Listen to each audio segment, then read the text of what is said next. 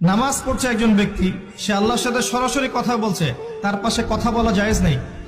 এমনকি নামাজরত ব্যক্তির পাশে কোরআন তেলাওয়াত করাও জায়েজ নেই। আমি কথা কি বুঝতে পারছেন? একজন ব্যক্তি নামাজে দাঁড়িয়েছে, আল্লাহর সাথে কথা বলছে, পাশে আপনি কোরআন তেলাওয়াত করতে পারবেন না জোরে জোরে। মনে মনে করতে হবে, করতে চাইলে মনে মনে করতে হবে। অনেক সময় মসজিদের ভিতরে দেখবেন নামাজ পড়া হচ্ছে, শোরগোল করছে।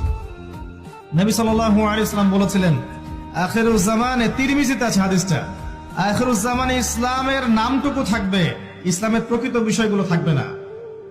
কোরআনের মাসহাফ থাকবে, যে মাসহাফ, কোরআনের মাসহাফটা থাকবে, এর শিক্ষাগুলো থাকবে না।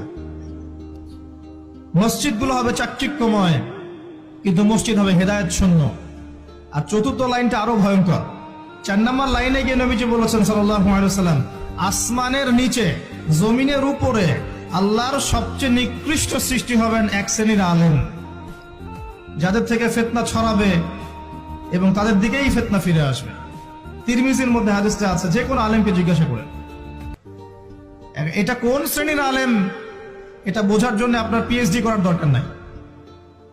যারা দিনকে দুনিয়ার বিনিময়ে বিক্রি করেছে তারাই সেই শ্রেণীর আলেম। যারা সত্য কথা বলতে ভয় পেয়েছে তারাই সেই শ্রেণীর আলেম।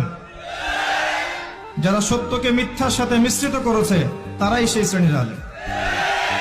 এবং যারা ইসলামের নামে উম্মাকে শতদা বিভক্ত করে দিয়েছে, এরাই সেই শ্রেণীর আলেম।